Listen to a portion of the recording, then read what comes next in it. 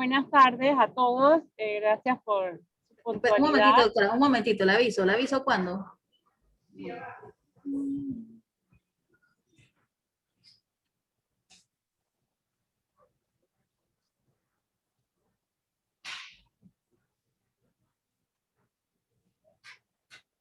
Listo ya.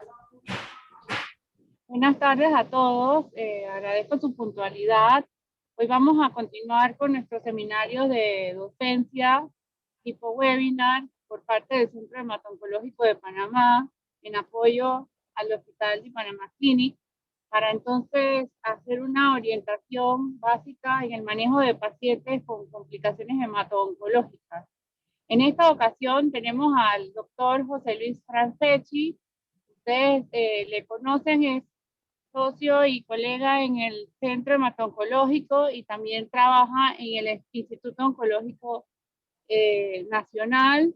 Es miembro de múltiples sociedades de medicina interna, de hematología y sociedades internacionales. Y hoy nos va a hablar del abordaje de neutropenia febril. Que sin más preámbulo, doctor, le damos la bienvenida. Bueno, buenas tardes. ¿Se escucha, Diana? ¿Ya? ¿Se escucha? Sí, se escucha. Buenas tardes a todos. Gracias a Linet por la introducción. Como mencionó la doctora López, el tema que vamos a tocar hoy, siguiendo con nuestros seminarios de aspectos importantes para el manejo de los hospitalistas y los médicos de atención primaria con los pacientes hematológicos, vamos a tocar el tema de la neutropenia febril. A manera de introducción, quiero recordar de que los pacientes con cáncer que reciben tratamiento citotóxico que sea lo suficientemente capaz de afectar lo que es la mielopoiesis y el desarrollo integral de las mucosas gastrointestinales, están en un riesgo de una infección invasiva por las bacterias colonizantes del tubo digestivo, principalmente, pero también por hongos, que se traslocan a través de la superficie de la mucosa intestinal.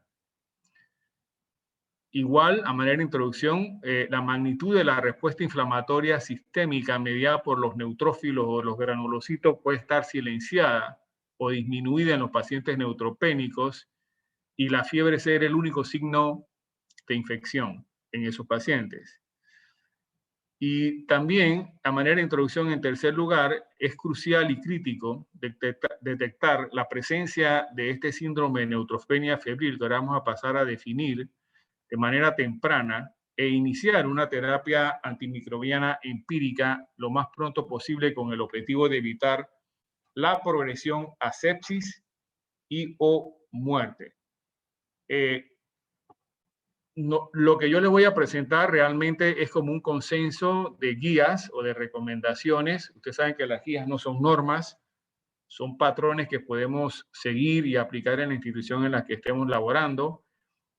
Básicamente son un consenso de recomendaciones o de guías que de las organizaciones que pueden ver en la pantalla, la American Society of Clinical Oncology o ASCO, de la ITSA, que es la Sociedad Americana de Enfermedades Infecciosas, el ASH, que es la American Society of Hematology, y el National Comprehensive Cancer Network. También tiene un compendio del manejo de las complicaciones infecciosas en los pacientes con cáncer. Básicamente, todas estas guías, las recomendaciones son muy parecidas, diferirán en algunos puntos y lo que vamos a presentar ahora es como un compendio, un consenso de lo que está en cada una de esas guías, pero yo los remito a todos ustedes que pueden entrar a las páginas web de todas estas asociaciones que les menciono y pueden entrar y revisar o si quieren profundizar, que siempre es importante en el tema, independientemente de lo que yo les cuente en estos minutos. Para empezar, el National Comprehensive Cancer Network, la versión del 2020.2, que es la última que existe, tiene una definición de lo que es la neutropenia febril en el paciente con cáncer, que es la que me parece mejor. Es la más resumida. Si ustedes pueden leer el tema, van a ver que hay varias definiciones, cambian un poquito en los criterios, grados menos, grados más, décimas de grados más, décimas de grados menos. Pero esta que está aquí en la definición del NSCN me parece que es la más práctica y la más sencilla y que casi todos los hematólogos y oncólogos seguimos, que es que el criterio de la fiebre es una sola temperatura equivalente a más de 38.3 grados Celsius oral, tomada por un termómetro oral, o el equivalente sería 2 tomas mayores o iguales a 38 grados Celsius en un periodo de 1 hora. El criterio de neutropenia, a pesar de que hay muchas definiciones, el que casi todos aceptamos y practicamos es que menos de 500 neutrófilos por microlitro o menos de 1000 neutrófilos por microlitros y sobre todo si uno predice que en las próximas 48 horas el paciente va a bajar a menos de 500. O sea, esos son los criterios que casi la mayoría seguimos y son los que están recomendados en casi las 4 guías que les mencioné, comparten esos datos.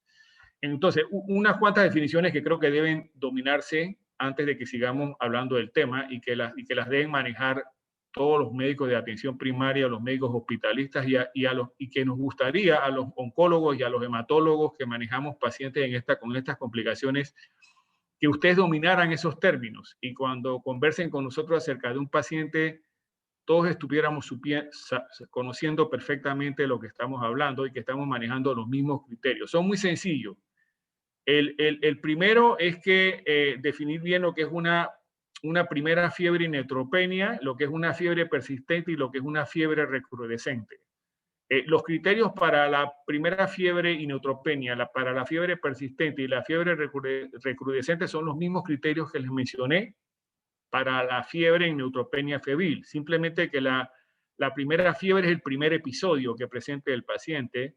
La fiebre persistente es en el caso de un paciente vamos a decir, con un criterio de neutropenia de bajo riesgo, es que ahora los vamos a ver, si persiste más de 48 horas, es fiebre persistente, y en el caso de neutropenia febril de alto riesgo, que ahora lo vamos a ver, es si persiste esta fiebre por más de 5 días. ¿Ok? Y fiebre recrudescente es aquel paciente, independientemente que es una neutropenia febril de bajo riesgo o de alto riesgo, la fiebre desaparece hasta llegar a los valores normales y vuelve a aparecer nuevamente en un periodo de 48 horas en adelante. ¿Ok?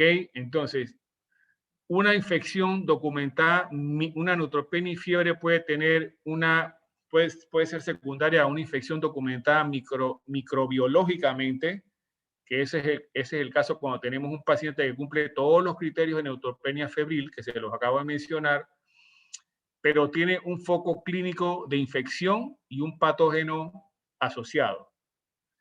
Infección documentada clínicamente es el paciente que se presente con los criterios de neutropenia febril, pero con un foco clínico, como por ejemplo una celulitis o una neumonía o una sinusitis, pero sin el aislamiento de un patógeno. Y fiebre inexplicada es aquel paciente que se presenta con los criterios de neutropenia y fiebre sin un foco clínico ni un patógeno identificado. El síndrome de reconstitución inmune, que es un concepto que también tienen que manejar, aunque no es fiebre y neutropenia, es la fiebre que se acompaña de la aparición de un nuevo foco inflamatorio o progresión de un foco inflamatorio ya existente en un paciente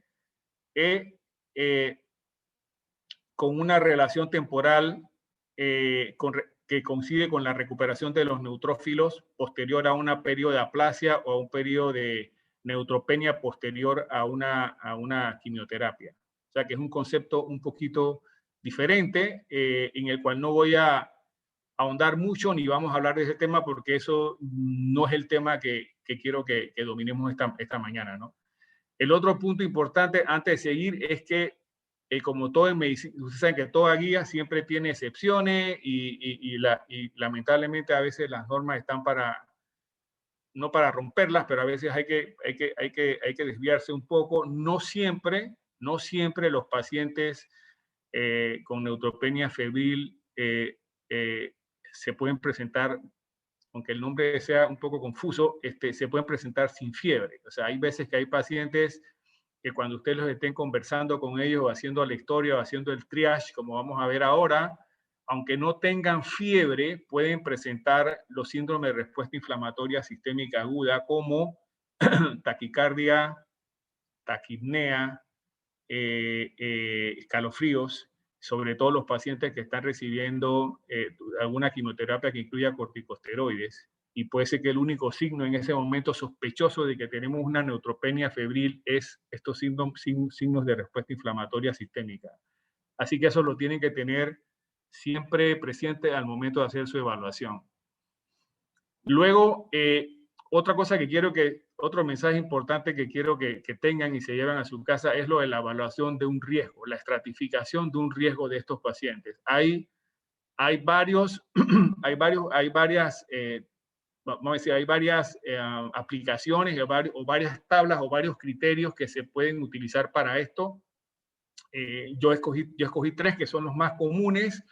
Las reglas de Talcott ya prácticamente no se utilizan, pero se las comento por si algún día alguien les habla de las reglas de Talcott y dicen de qué me está hablando a mí. Bueno, eso lo pueden buscar en cualquier libro de medicina, pero ya prácticamente no se usan. Entonces, las más comunes son el MASC Index y el CISNE Score. El MASC Index es el índice elaborado por la Multinational Association for Supportive Care in Cancer, y el CISNE Score es el Clinical Index of Stable Febrile Neutropenia Score. Usualmente el MASC Index, al final cuando lo realiza, divide a los pacientes en 2 grupos, bajo riesgo y alto riesgo, y el CISNE Score divide a los pacientes en 3 grupos, bajo, intermedio y de alto riesgo.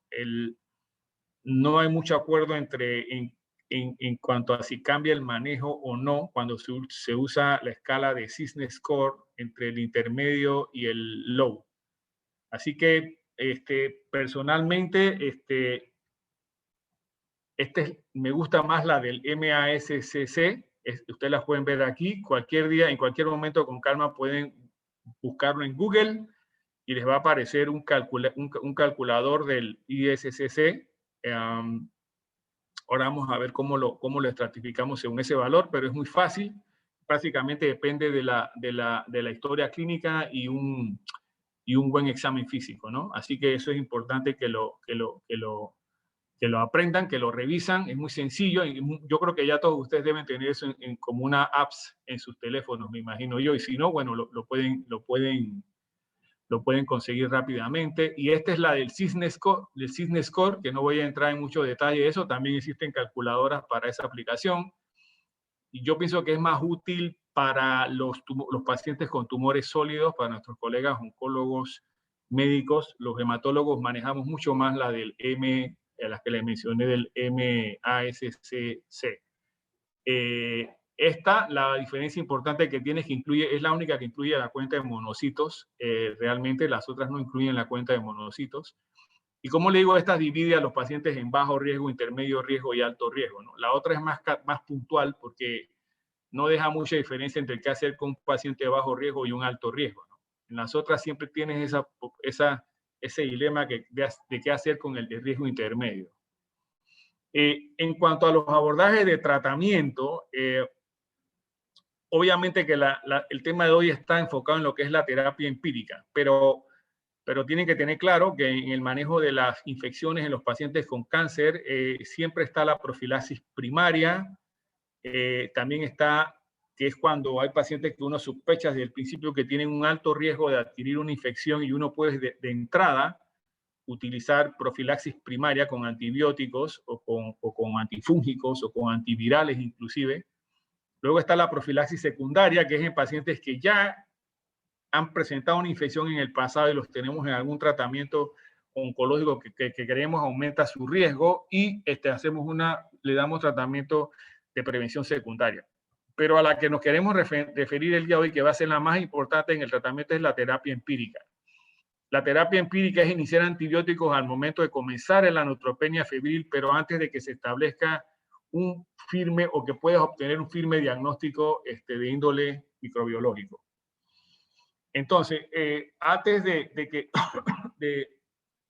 de estratificar a los pacientes con neutropenia febril en un riesgo según las escalas que les mencioné, también es importante que usted conozcan según el tipo de neoplasia que tiene el individuo. Usted puede también tener una idea del riesgo de infección que ese paciente presenta o el grado de complicación que puede presentar con una infección. Entonces, por ejemplo, según el tipo de cáncer que tenga o neoplasia que tenga, ¿no? Los defectos en los defectos en las células T, por ejemplo, que es muy común en los linfomas y en la enfermedad de Hodgkin, aumentan los riesgos de infección de los individuos por microorganismos intracelulares, como la Listeria monocitógenes, la Salmonella, la Cryptococcus y algunos Mycobacterium.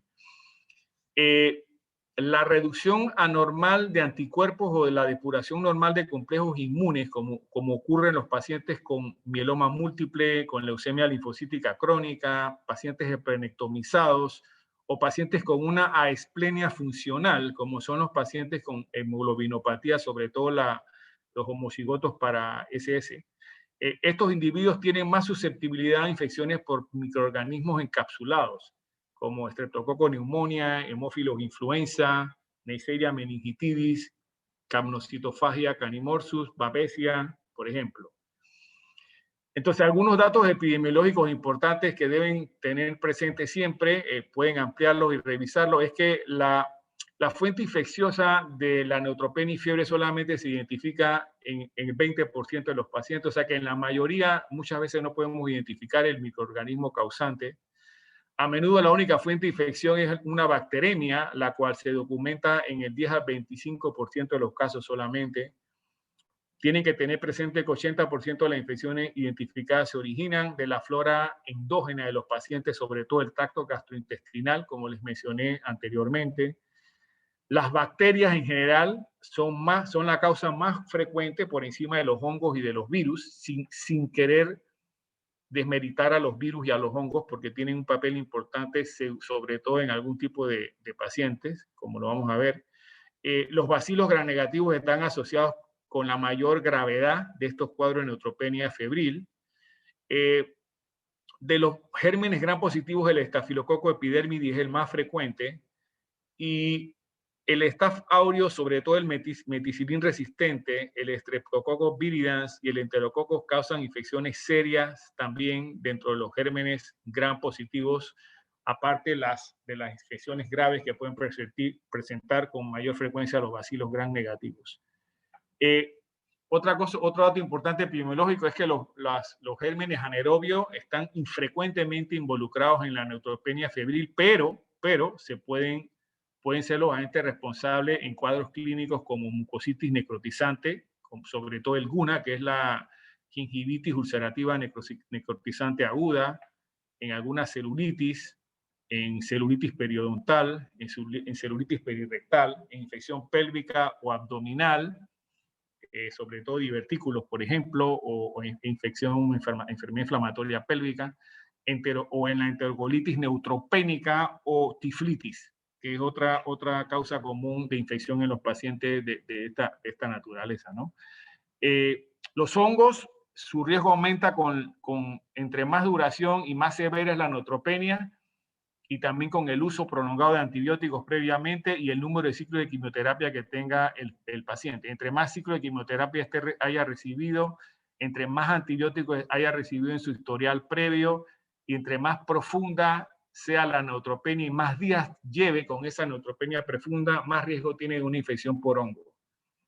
Los hongos suelen ser causa de fiebre persistente o recurrente y no del primer episodio, no de la primera fiebre en neutropenia. Más bien es cuando hay fiebre recrudescente o fiebre persistente. En varias series de autopsia de pacientes que han muerto después de neutropenia febril prolongada, el 66% de las causas de mortalidad es infección por hongo. O sea, hay una clara relación entre tiempo de neutropenia y duración de la neutropenia con infección por hongo. La Cándida SP y las Aspergillus son los más comunes de los hongos, pero también los hongos los que producen la mucormicosis pueden causar infección, sobre todo en los senos paranasales y la nariz y la órbita, y a nivel cerebral, sobre todo si el paciente, además de tener una neoplasia hematológica, tiene diabetes. Los patógenos virales que pueden estar involucrados como agente etiológico en un síndrome de neutropenia febril usualmente son, la mayoría de veces son herpes simples virus tipo 1 y tipo 2, y casi siempre son reactivaciones. Y eso es más común en los pacientes con leucemia aguda mieloide o en los pacientes con post-trasplante de médula ósea, pero pueden ocurrir en cualquier otro tipo de pacientes. El herpes virus zóster se presenta con un patrón diseminado atípico, sobre todo en los pacientes que tienen neutropenia y fiebre y tienen linfomas, sobre todo. Hay otros herpes virus humanos que también pueden estar involucrados como agente etiológico en neutropenia febril, como el virus del Epstein-Barr, el citomegalovirus o el virus herpes humano tipo 6A. Y también los SARS, o sea, que son los virus respiratorios adquiridos en la comunidad, sobre todo ahora que está de mucha incidencia el COVID, pero también el virus de la influenza y otros virus respiratorios, sobre todo en los pacientes que tienen neutropenia febril y tienen leucemia aguda, mieloide, o están en un estado post-trasplante de médula ósea. Bueno, esta se ve un poco chiquita, pero esta la pueden, simplemente es un resumen de lo que le he dicho según la enfermedad y los gérmenes más comúnmente involucrados, si son virus, órganos o virus, bacterias o hongos. En cuanto a la estratificación de riesgo, que ese sí es otro punto importante que se tiene que llevar a su casa, es cuando ustedes dicen que un paciente con neutropenia febril es bajo riesgo. Hay varios estudios randomizados controlados que han demostrado o han acordado o han llevado a la conclusión en el seguimiento de los pacientes que son los pacientes que están severamente neutropénicos, o sea, menos de 500 neutrófilos por microlitro por menos de 7 días, y que el MASSC score es de más de 21, o que el CISNE score es igual a 0. Y además el paciente no tiene comorbilidades como diabetes, falla cardíaca, por ejemplo, insuficiencia hepática o reactitis reumatoidea o enfermedad pulmonar obstructiva crónica, ni tiene falla renal ni falla hepática, entendiéndose por falla renal una depuración de creatinina calculada menor de 30 mililitros por minuto y como indicador de falla hepática una elevación de las transaminasas o de las bilirrubinas mayor de 5 veces lo normal.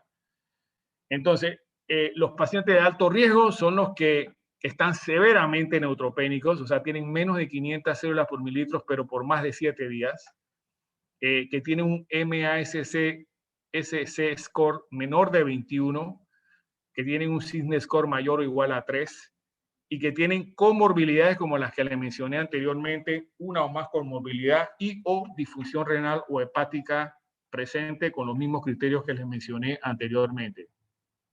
Ok, entonces ya con esa introducción, entrando en lo que sería lo del manejo, que es yo creo que es la parte más importante. Como yo les mencioné, no se trata de convertirlos en infectólogos, ni en hematólogos, ni mucho menos. O sea, nosotros muchas veces tenemos que pedir ayuda también a un infectólogo o a otros especialistas en el manejo de estos pacientes. Pero yo creo que el mensaje fundamental que yo quiero dejar aquí es qué va a hacer el médico hospitalista o el médico de atención primaria de choque cuando reciba al paciente, con que se logre tener una idea bien clara del papel importante que juegan ustedes en esta etapa del proceso de los pacientes. Yo creo que todos nosotros nos sentiríamos bien satisfechos. Y de esto es lo que yo creo que se lleven principalmente a su trabajo, a sus puestos y a su casa. Que es crítico reconocer la neutropenia febril tempranamente. O sea, de aquí en adelante, los pocos minutos que hacen falta, yo voy a hacer mucho énfasis en la palabra tiempo. Tiempo. Iniciar antibióticos empíricamente, ya les dije lo que es tratamiento empírico, tan pronto se hayan tomado hemocultivos. Y eso implica iniciar tratamiento en el cuarto de urgencias.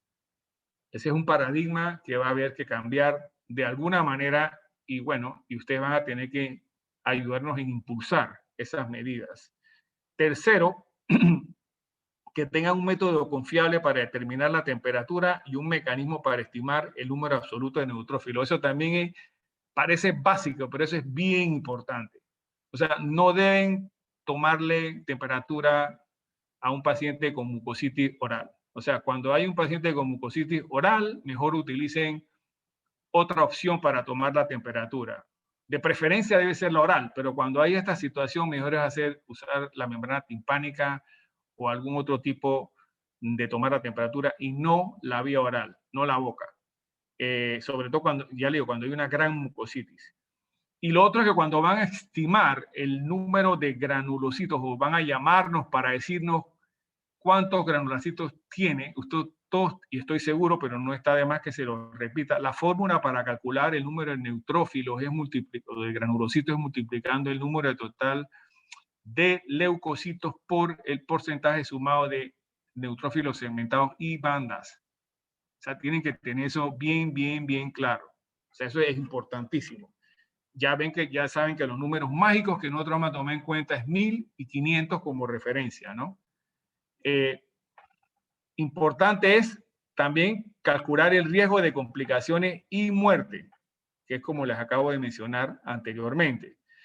Nosotros, la mayoría de los hematólogos y los oncólogos, instruimos muchas veces a nuestros pacientes desde antes de empezar quimioterapia, antes, y más cuando sabemos que el esquema de quimioterapia que le estamos administrando es un esquema que tiene una alta probabilidad de producir como complicación una neutropenia profunda y el síndrome de neutropenia febril, le instruimos a los pacientes que eso es una razón por la que tienen que llamarnos inmediatamente por fiebre. Y se lo explicamos y le decimos que a la hora que sea nos llamen, a la hora que sea. Y la mayoría de las veces le decimos que nos llamen y por ahí mismo vayan para el cuarto de urgencia. Es mejor pensar en una neutropenia y fiebre y equivocarse, que no la tenga, a no tomar una acción y el paciente definitivamente tenerla y 8 horas después o 12 horas después tenemos un paciente en shock séptico. Así que eso es bien importante, pero si el paciente no se los llega diciendo, ustedes deben tener bien claro cuando llega un paciente de cáncer a un cuarto de urgencia con fiebre o con una combinación de síntomas o de triage que sugiere que puede tener una neutropenia febril, deben preguntarle claramente cuándo fue su último esquema de quimioterapia. Eso tienen que preguntárselo siempre si no es espontáneamente ofrecida esa información por los familiares o por el paciente. Y si esa fecha está en menos de 6 semanas, al momento que usted lo vea, después de haber recibido la quimioterapia, eso les debe de una vez prender en la cabeza o en el cerebro el bombillo de que es un signo de alarma, de que tienen que evaluar a ese paciente por una neutropenia febril. Eso tienen que tenerlo bien clarito, aunque el paciente no se los diga. Ustedes lo deben preguntar.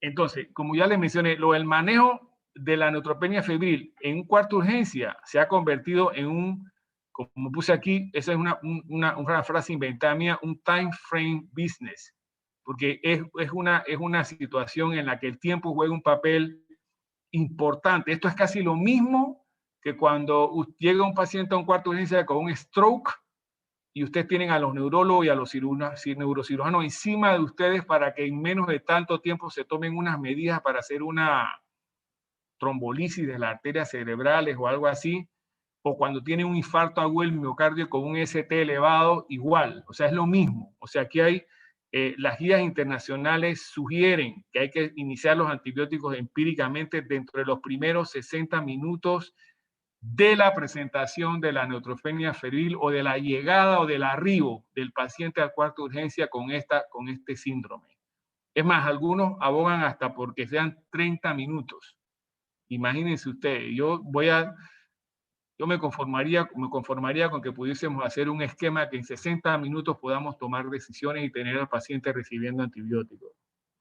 El 55% de los pacientes con neutropenia febril o con el síndrome de neutropenia febril, que ya les acabé de mencionar cuál es, tienen sepsis. Y el 45% de ese 55% tienen una sepsis severa o un shock séptico. Así que eso es bien importante. El 2 al 5% de los pacientes con neutropenia febril en general requerirán una unidad de cuidado intensivo. El shock séptico y la sepsis severa se presentan generalmente de todos los pacientes que llegan con neutropenia febril a un cuarto de urgencia, en los pacientes con neoplasias hematológicas en un 59%. En un 24% son tumores sólidos y un 25% no tienen cáncer. O sea que solamente, ya también conociendo la historia, el tipo de cáncer que tiene la persona, si es un tumor sólido o un tumor hematológico, uno puede tener una idea por epidemiología de que si es más probable o no que tenga una neutropenia febril, si se cumplen los criterios que les mencioné anteriormente y si el paciente le dice que tiene 6 semanas, está dentro de 6 semanas de haber recibido su último tratamiento. La tasa de mortalidad por neutropenia febril pueden llegar en algunos estudios hasta 70%, neutropenia febril, si el inicio de los antibióticos es demorado. O sea, demorado me refiero a más de 60 minutos. Hay también varios estudios que han demostrado, sobre todo, que cada hora de retraso en pacientes que presentan al cuarto de urgencia con neutropenia febril y shock séptico, que cada hora de retraso en inicio de antibiótico empírico disminuye la sobrevida en 8%. O sea que si nos demoramos, vamos a decir, 3 horas desde que el paciente llega hasta que pueda llegar a una sala, estamos aumentando disminuye la sobrevida por lo menos un 24%. La mortalidad intrahospitalaria con sepsis severa y shock séptico y neutropenia febril disminuye de un 33 a un 20%. Eso se ha visto en estudios controlados y con un odds ratio de 0.30 cuando diferencias a los pacientes que inician antibiótico en menos de 1 hora con respecto a los que inician antibiótico en más de 1 hora con una odds ratio de 0.30. O sea que hay una disminución importante de casi un 70% del riesgo de mortalidad intrahospitalaria. Y hay varios estudios de cohorte también que han mostrado que cada hora de demora aumenta la mortalidad al día 28 hasta un 18%. O sea que hay datos suficientes de varios estudios que demuestran que el tiempo y la acción dentro de ese periodo de tiempo que yo he escogido, que es 60 minutos, tiene implicaciones muy importantes en el éxito o cómo le vaya a ir al paciente. Antes de pasar aquí, hay una publicación muy importante que se hizo en el Reino Unido de creo que fueron casi como 4.000 y tantos de casos de neutropenia febril que llegaron a un cuarto de urgencia, donde se vio que el promedio o el rango de horas o tiempos de que el paciente llegaba al cuarto de urgencia hasta que quedaba en una sala, perdón, hasta que se iniciaran los antibióticos, que es lo que llaman el door to needle time, o sea, era entre 10 minutos a 9 horas. Y solamente se encontró que entre el 18% de algunos hospitales y máximo el 26% podían haber hecho eso en menos de 1 hora. En un estudio en el Reino Unido, que es un hospital, un país de primer nivel. Entonces, vuelvo y insisto que eso lo que demuestra es la importancia que tiene para nosotros actuar en un tiempo rápido. Entonces, esta diapositiva que está aquí, que yo no sé si la ven, si se ve con claridad, y yo creo que es la más importante de todas, es la más importante de todas, y es la que de repente yo pienso que debería convertirse en una especie de guía o de norma, obviamente elaborada, printeada y desglosada o desarrollada de acuerdo a las realidades del hospital. Pero ustedes ven ahí que todo paciente que llegue al tiempo cero, a un cuarto de urgencia, con una historia sospechosa de que hace 6 semanas recibió un esquema de quimioterapia, debe ser considerado, debe asumirse que tiene una neutropenia, un síndrome de neutropenia febril, y hay que manejarlo o actuar como tal. O sea, es importante, es mejor actuar así y equivocarse cuando ya tengas todos los resultados y todas las cosas a que actúes de otra manera. El abordaje inicial, una vez que sospechan eso, como decir, su triage que tienen que hacer definitivamente es incluir con las recomendaciones que le mencioné, lo de la temperatura, el pulso, la frecuencia respiratoria, la presión arterial y la saturación de oxígeno como una parte inicial de la intervención. De salida tienen que ir haciendo eso. Y ustedes ven al lado, en la tabla de tiempo, el tiempo que está transcurriendo o el tiempo que es importante para hacer todas estas medidas, ¿no? El paciente tiene que tener un acceso intravenoso bueno. Si el paciente ya viene con un catéter venoso central, utilizar el catéter venoso central in situ. No necesariamente hay que colocárselo en el cuarto de urgencia. Si llega sin catéter, lo que hay que poner es una buena línea periférica y poner de una vez una salina. Eso es bien importante. Pero si el paciente tiene un catéter venoso central colocado, hay que usarlo. La mayoría de los pacientes con neoplasias hematológicas y tumores sólidos, digo, no todos, pero una gran mayoría tienen una línea central. Y si no, bueno, habrá que usar una línea periférica, pero una buena línea periférica y colocar salina de una vez. Hay que hacer un trabajo de laboratorio que es muy básico, lo que ustedes siempre están acostumbrados a hacer, como ahí lo dice, el hemograma con su diferencial, tomar cultivos de sangre, uno de la línea central más uno de una línea periférica. Y si no tiene una línea central, 2 hemocultivos separados de la línea periférica. Eso es básico, hay que hacerlo de una vez a todos los pacientes. Hay que hacer una química que incluya todos los electrolitos, los azoados, la glicemia, lactato sérico, y yo incluiría una prueba de función hepática, que no sé por qué no aparecen aquí, pero eso es importantísimo.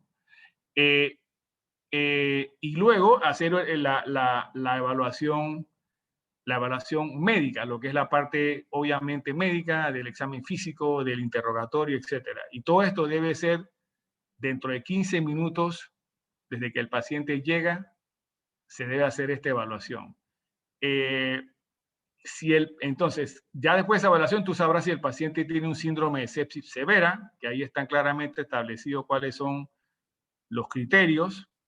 Tiene los síntomas de respuesta inflamatoria sistémica aguda, asociado a alteración del estatus mental o de hipoperfusión, que sería sobre todo un lactato mayor de 4 o una presión arterial, una presión sistólica, una presión media menor de 60 y pico, o hipoxemia, demostrado en unos gases arteriales o que esté desaturando.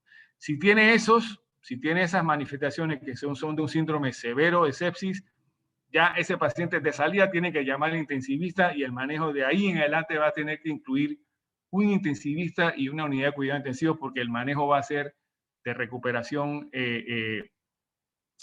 sistémica, ¿no?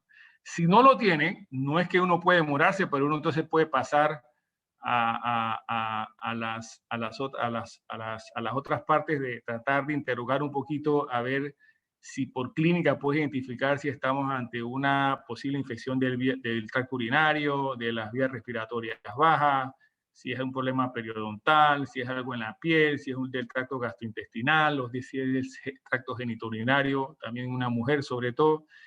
Y entonces ya defines que no es una sepsis severa, sino un síndrome de sepsis severa, sino que es un síndrome de sepsis. Y ya ahí están claramente las definiciones de lo que es un síndrome de sepsis, que sería una neutropenia febril, un síndrome de neutropenia febril con las definiciones que yo previamente les di. Puede ser por una infección probablemente documentada versus una infección no documentada y con síntomas sistémicos de infección. Si tiene esas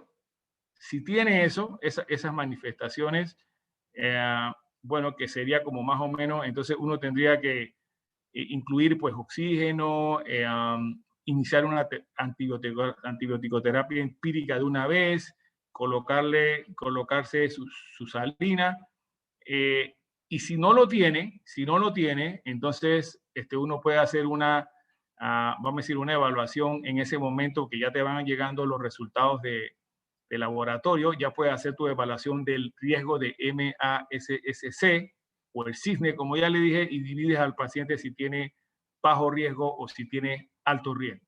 Y si tiene bajo riesgo, usualmente eso ya lo vas a decidir junto con el oncólogo, con el hematólogo, si puedes manejar al paciente de forma externa con antibióticos orales y qué seguimiento le vas a hacer en forma ambulatoria, o si decides por algo particularmente hospitalizarlo temporalmente por unas 24 a 48 horas con antibiótico intravenoso y luego lo pasas a antibiótico oral y le das salida.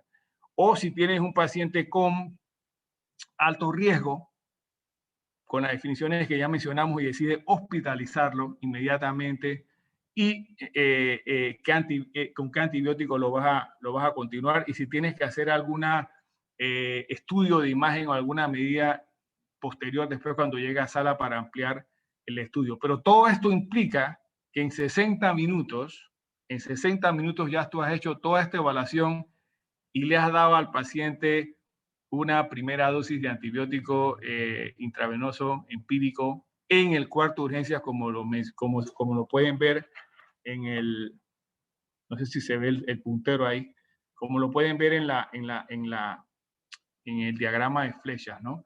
Entonces, esto que está aquí me pareció bien importante, que es la última diapositiva, es más o menos como sería, ¿cuáles son las principales causas de que haya falla en este time frame, en este periodo crítico de los primeros 60 minutos en los hospitales para poder cumplir con esa norma de tener ese triage hecho y la primera dosis de antibiótico en los primeros 60 minutos? La primera es que es una falla en administrar la primera dosis de antibiótico empírico hasta que el paciente esté en la sala. O sea, esa es la primera y la principal causa de que esto falle. Al menos que desde que llegara al cuarto de urgencia y se hiciera el triage y llegara a sala, nada más han pasado menos de una hora. Si eso es así, bueno, perfecto, pero en la mayoría de los hospitales eso no se cumple. En segundo lugar, el tiempo prolongado que puede ocurrir entre el arribo al cuarto de urgencias y a que se le haga el abordaje clínico o el triage. Eso es importante también. El tercer lugar es la falta de conocimiento de la historia natural de lo que es el síndrome de neutropenia febril y su evolución a sepsis severa o shock séptico por parte de todo el personal que está laborando en el órgano de choque, que es el cuarto de urgencia. Y no solamente los médicos, sino también enfermería o las demás personas que cumplen una labor de asistencia médica, que yo espero después de esta conversación, pues eso quede más claro. Yo estoy seguro que la mayoría lo dominan, pero eso es importante. Hay que familiarizarse bien, que hay una relación muy directa entre neutropenia febril y posible complicación a un shock séptico y a muerte. O sea, eso tiene que estar bien claro en la mente de todos.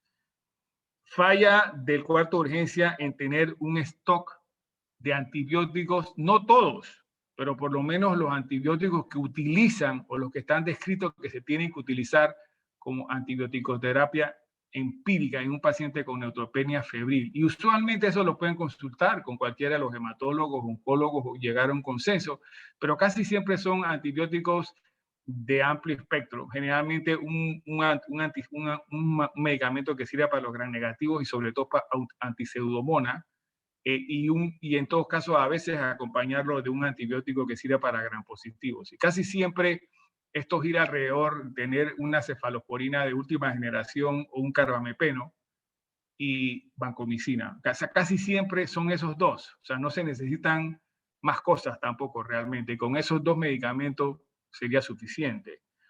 Y lo otro es otra de los factores es no tener disponibles protocolos para manejo de neutropenia febril instalados o escritos para referencia rápida o un algoritmo sistemático que incluya órdenes prepinteadas ya sobre lo que se tiene que hacer con un paciente con neutropenia y fiebre una vez que llega a un cuarto de urgencia. Esto último está demostrado que acorta por lo menos en 1/3 o un poco más el tiempo de la evaluación desde que el paciente llega hasta que pueda subir a la sala o recibir la primera dosis de antibiótico. Yo creo que esta era la última, así que bueno, lo dejo hasta allí por si alguien quiere hacerle alguna pregunta o si en el chat hay alguna pregunta o alguno de los colegas míos que estuve escuchando la presentación quiere hacer un comentario.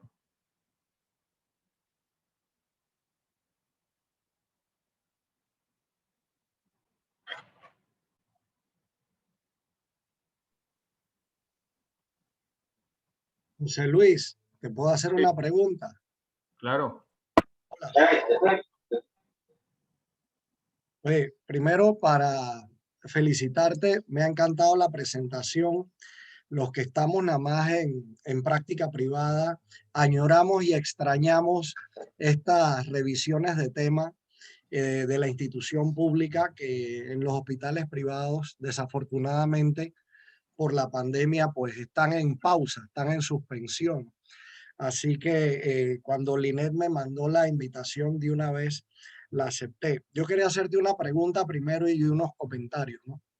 La pregunta es sencilla. Un paciente que recibió quimioterapia, que hizo su bacteremia y estaba neutropénico y se resolvió satisfactoriamente y salió del hospital.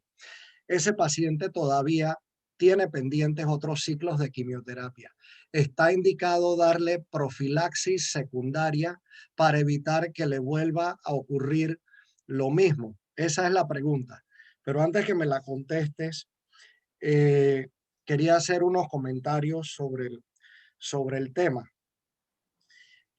Siempre, y esto lo he aprendido por experiencia, que mando un paciente al cuarto de urgencia con fiebre o cualquier otra condición que yo considero que amerita el inicio del tratamiento de urgencia, en este caso la neutropenia febril, yo lo escribo en las órdenes: administrar el antibiótico en el cuarto de urgencia. Y así claramente, no pongo administrar ceftriaxona en 1 gramo cada 12 horas y metronidazol y ya, no.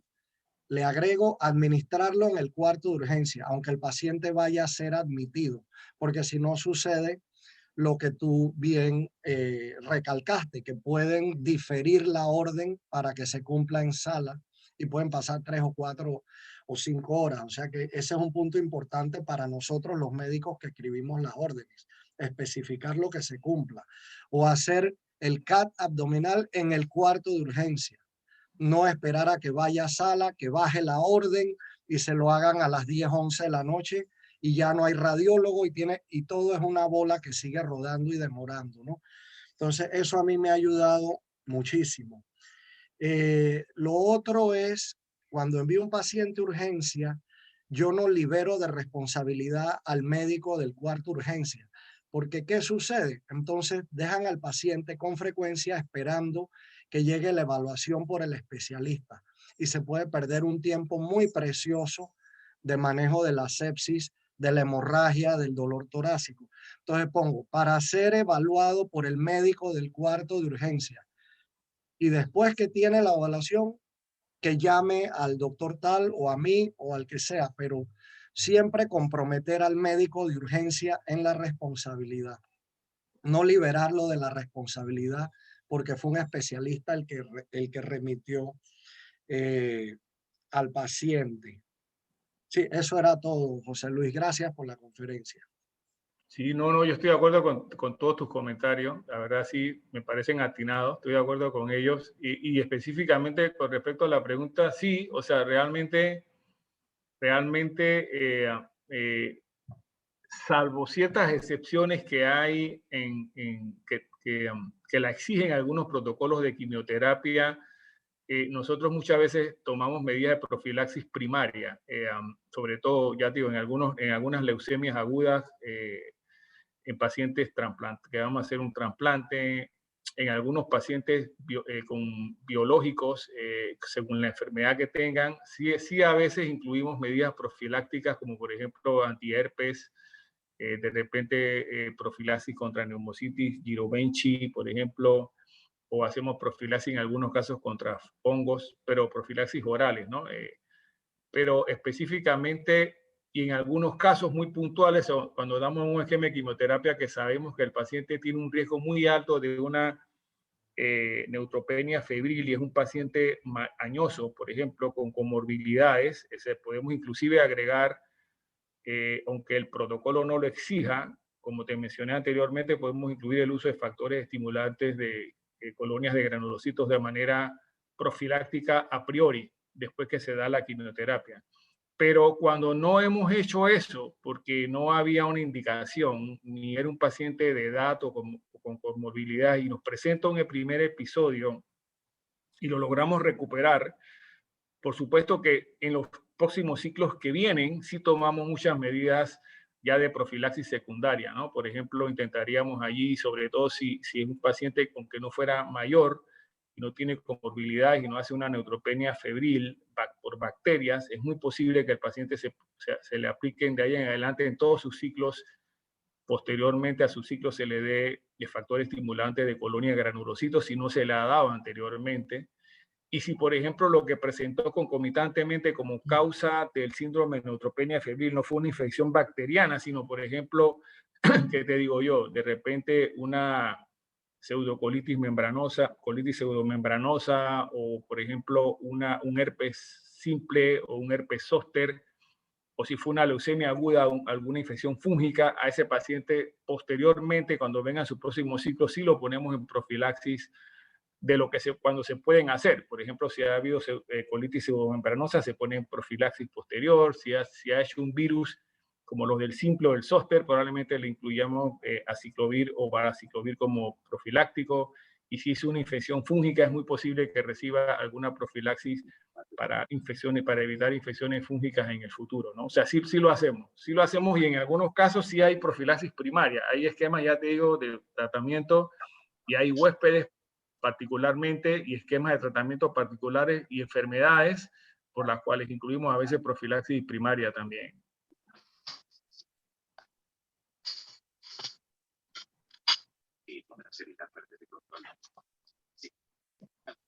No veo en el chat nada tampoco, así que yo no sé, Linet, si quieres hacer un comentario.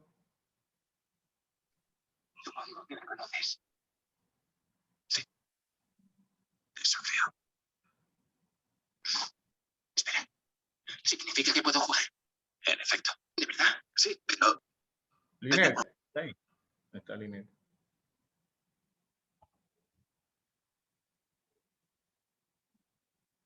Linet. Linet.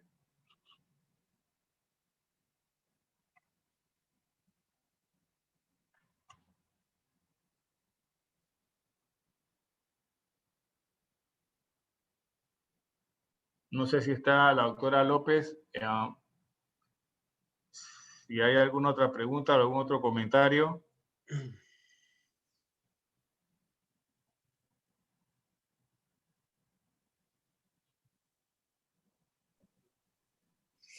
Aló, sí. Doctor, ¿ahora sí me escucha? Sí, yo escucho. ¿Qué tal? ¿Cómo estás? Que no había podido, no sé qué pasaba, que no podía activar el micrófono, ahí estaba como bloqueado. No, comentario, nada más preguntarle, porque me perdí el principio. Usted presentó la escala de Max para la evaluación de la neutropenia y riesgo, ¿no? Me imagino. Sí. Porque sí, yo vi que habló de eso, ¿no? sí. No, ya era eso nomás. Yo creo que el comentario más importante de las personas que atienden, por ejemplo, en cuarto de urgencia, que tengan presente que tienen esa herramienta que está básicamente en todas las, disponible en internet o disponible en las aplicaciones que hay en los teléfonos celulares de medicina, y que es muy útil para evaluar esa parte, ¿no? De saber si uno puede manejar al paciente de forma ambulatoria o hospitalizada. Te da mucha idea y es fácil de hacer en el cuarto de urgencia. Yo creo que ese era mi único comentario. Sí, gracias, Dima. Sí lo comentamos. De hecho, yo pienso que es muy importante utilizar esa herramienta y siento que a veces no se usa, la mayoría de las veces no se utiliza, ¿no? No se utiliza y yo creo que sí es bien importante, es muy fácil, muy práctica.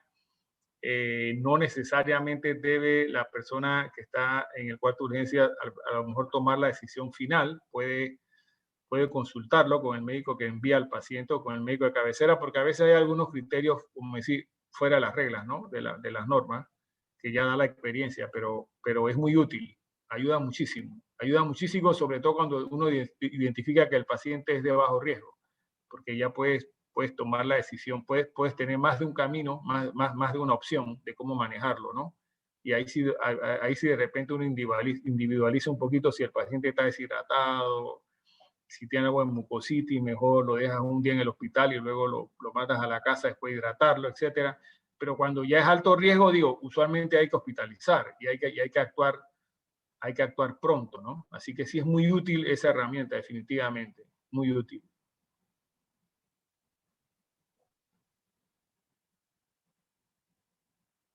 No sé si la doctora Linet está presente.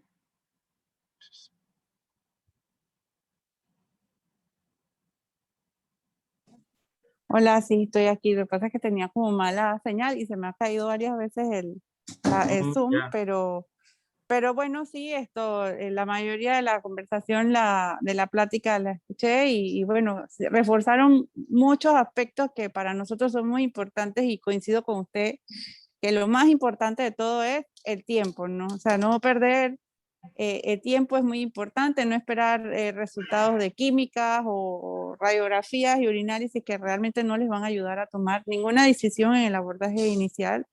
Y lo más importante, pues empezar empíricamente con coberturas amplias de antibióticos.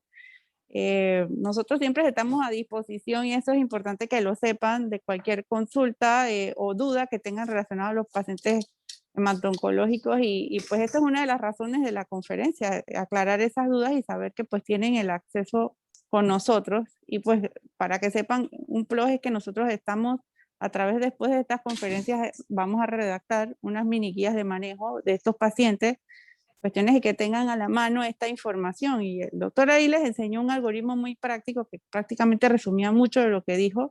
Vamos a tratar de ponérselo de una forma ordenada, entendible y en español obvio para que entonces les sirva de guía y base.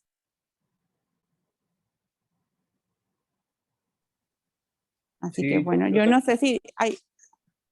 No, yo también pienso, nada más agregando a lo que dice la doctora López, porque no veo, no veo en la lista de las personas que están escuchando a alguien de administrativo o alguien que tenga que ver con la farmacia o algo del hospital, sobre todo. Pues la mayoría son médicos de Panamá Clinic. O sea, yo sí creo que es importante que más allá de las guías que podamos nosotros sugerir o escribir o para que ustedes las puedan amoldar o adaptar o ponerle el sello de su institución, y yo creo que sí es importante buscar los mecanismos administrativos para que cosas que se puedan cumplir realmente en cuarto de urgencia, como lo de tener si no es stock, que el hospital funciona de otra manera, tener la accesibilidad de poder iniciar tratamientos de antibioticoterapia en el cuarto de urgencia. Eso es bien importante.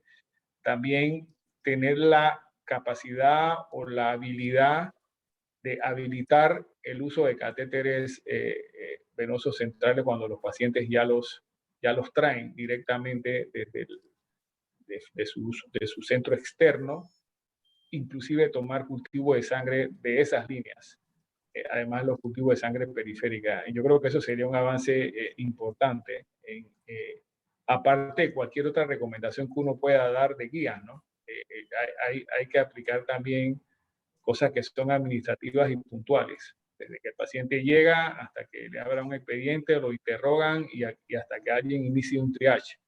Eso es importante también, porque son decisiones que van más allá de lo que podamos nosotros escribir como guías o normas de manejo médico, ¿no? Hay puntos que son importantes administrativos y que tal vez va a ser bueno que nosotros podemos poner de nuestra parte y sugerir a las autoridades, pero hay cosas que son importantes.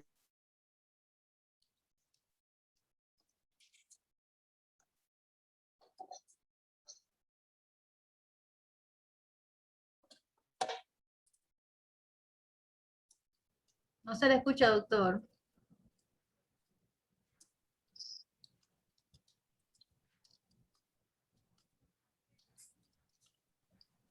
Ahora sí. Ahora sí se le escucha. ¿Tú ibas a decir algo, José Rogelio?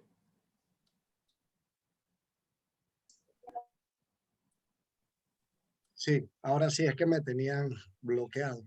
Una pregunta común que sale pues cuando entran estos pacientes al hospital que ya traen una línea central por varias semanas o meses donde reciben la quimioterapia. Asumamos pues que estaba bacterémico, se controló la sepsis y el paciente se recuperó, pero no era un gran negativo, era un Streptococcus viridans o un Staphylococcus aureus, etcétera, y no se documentó el foco, como puede ocurrir con frecuencia, que no se documenta el foco.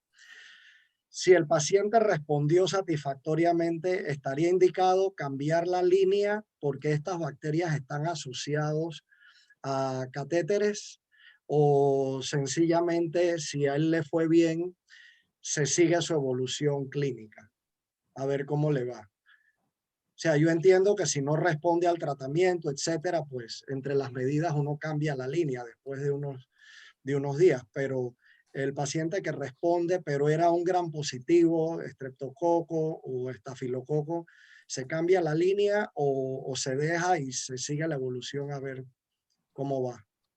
Bueno, mira, yo particularmente pienso que o sea, hay mucho de criterio compartido, ¿no? Realmente yo no estoy muy seguro que todos hagan lo mismo, pero casi siempre, por eso es que yo insistí cuando estaba hablando, me parece que estaba hablando solo, porque no me di cuenta que estaba en silenciado. Estaba hablando algo de eso precisamente, que era que, por eso es que es bien importante, yo creo que desde que el paciente llega en las medidas iniciales hay que tomar hemocultivos y hay que habilitar la línea central que el paciente trae y tomar hemocultivos de allí y de sangre periférica, porque esa es una de las herramientas por medio de las cuales los infectólogos pueden, después que pasen los días, decirte a ti si hubo una sospecha de colonización o no del catéter o del port, y eso te va a ayudar a tomar decisiones posteriores. O sea, usualmente los catéteres tunelizados, cuando hay una infección del túnel del catéter, en los catéteres esos externos, que nosotros, básicamente digo nosotros, me refiero al grupo nuestro, usualmente no utiliza esos catéteres para quimioterapia, o sea, nuestro centro no utiliza mucho ni los long lines o los PICC lines, ni los catéteres tunelizados. Usualmente usamos catéteres de port, o sea que no se está violando la principal barrera de las mucosas, que es la piel. O sea que pero si uno toma cultivos al momento de llegar del paciente, de la sangre tomada del catéter port o de la sangre periférica, por la cantidad de bacterias que se puedan aislar en uno y otro, tú puedes diferenciar si hay una fuente de origen del catéter o no, y eso te puede ayudar a tomar decisiones más adelante. Claro que hay gérmenes por los cuales si uno demuestra que hay una supuesta infección del mismo reservorio como cándida o algún gran negativo multiresistente, es mejor tal vez retirar el catéter a pesar de que se haya controlado el proceso, pero la mayoría de las veces uno lo que demuestra es que la fuente de infección realmente no fue el catéter, sino es translocación bacteriana a nivel del tracto gastrointestinal y no se colonizó totalmente el catéter, y si tú demuestras que se corrigió el proceso infeccioso, tú puedes seguir con el uso del mismo, al menos que presente algún tipo de problema o algún tipo de bacteremia nuevamente cuando lo vuelves a usar. Pero casi siempre esto lo conversamos con el infectólogo, siempre, ¿no? Siempre tratamos de obtener la opinión de alguien especializado, pero vuelvo y te digo, a veces si no hay las herramientas necesarias para un juicio, un criterio adecuado, vuelvo y te digo, porque a veces no se toman cultivos de sangre del mismo port, sino que se toman solamente de vena periférica, ¿no? Y a veces eso es, claro, si un paciente llega con un absceso o una celulitis ahí arriba del port, digo, es muy posible que al final decidamos eliminarlo, o si hay una desfacelación de la piedra arriba del catéter, ahí no hay duda.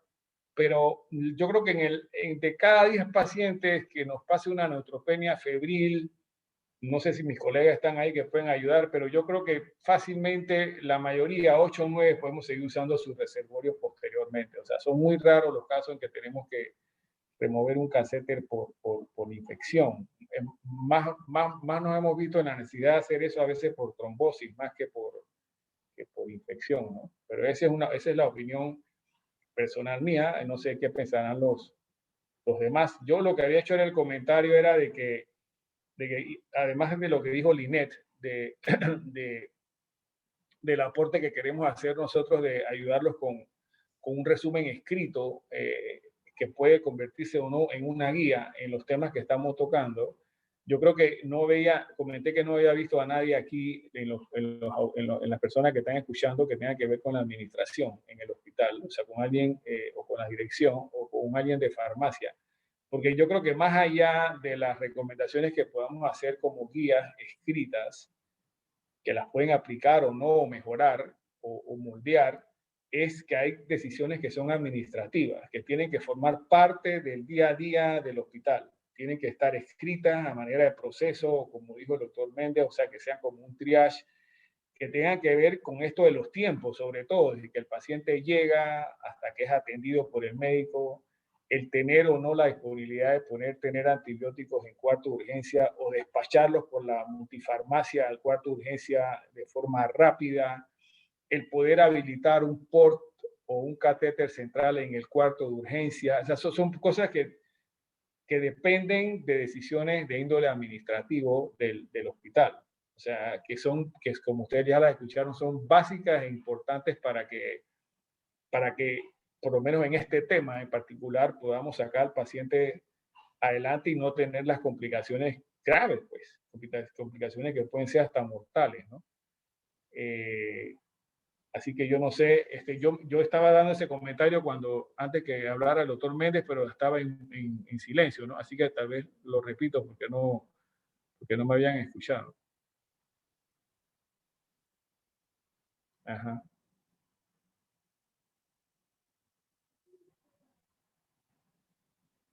Así que no sé si con eso contesto tu pregunta, José Rogelio. Sí. Gracias. Bueno, Linet, yo creo que ya no sé, parece que no hay más preguntas. No sé si quieres ya dar un comentario final.